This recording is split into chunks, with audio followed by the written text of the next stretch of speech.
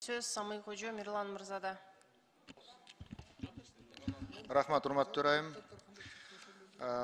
Урматтуу министрдин орун басары, эсиңизде болсо, Ошто көчөдөн сабалып өлтүрүлгөн резонанстуу иш болгон.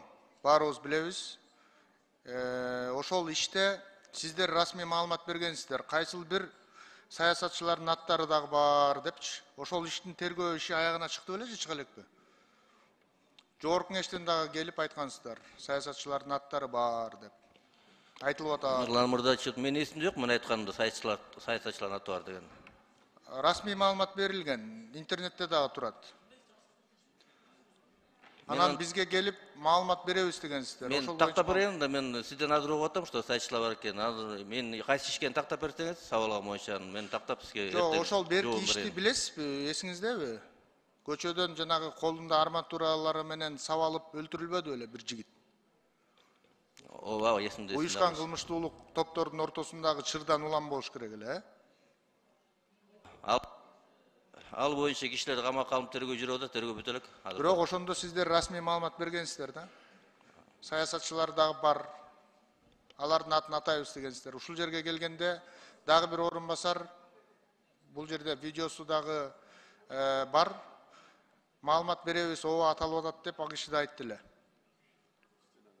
Стенограммада да бар да ал сөздөр. Мирлан Мырза, менен тактайын, аны хорошо, айтайын. Азыр айта албайм эчтеке, ал боюнча маалыматым жок. Сиздер азыр мына депутат Эльвира Жыргалбековна берген суроолорго да кагаз жүзүндө жооп берелик, анан минтелик, тигинтелик эле деп атасыздар да. Анда эмнеге келдиңиздер? Маалыматыңарды толук айта албасаңар. Болбойт да мындай. Мирлан Мырза, мен бүгүн мыйдан долбоор менен келдим беле. Анан мен кечирип сурайм, Эльвира Жыргалбековна көп ишти айтты. Ар бир иш боюнча мен азыр ушул жерден айтып бере албайм да, толугу менен, толуккандуу. Суроолор болсо мен кагаз түрүндө жооп берейин. Кагаз түрүндө болбосо мен өзүм келип жооп берейин. Ар бир иш боюнча кабинетине кирип шашпай бир сааттан бир ишти түшүндүрүштөн жоктон бир жарым саат кетет да.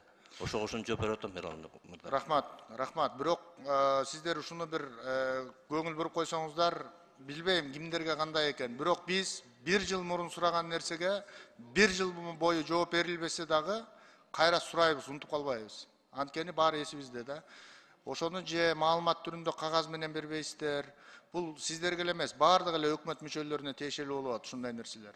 Анан кайра биз унутпагандан кийин өзүңөр унутуп калып атасыздар. Ушуну бир кагаз жүзүндө болбосо дагы өзүңүз айткандай депутаттар менен байланышып, кабинетине келип түшүндүрүү иштерин жүргүзүп кетсеңиздер болот. Рахмат.